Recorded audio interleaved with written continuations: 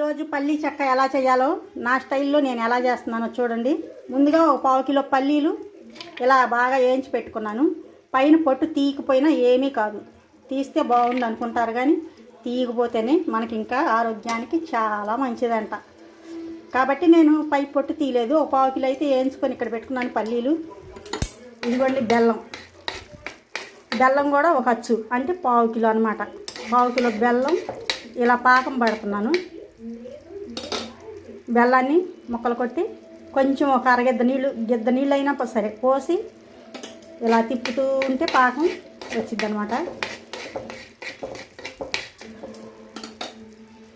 వేయించి పెట్టుకున్న పల్లీలని ఇలా పాకం గట్టి పాకం వచ్చిన తర్వాత ఈ పాకంలో ఈ పల్లీలు అయితే వేసి ఇలా బాగా వేయించి పెట్టుకున్న పల్లీలని ఇలా పాకం గట్టి పాకం పట్టి పాకంలో వేస్తే ఇలా అచ్చులాగా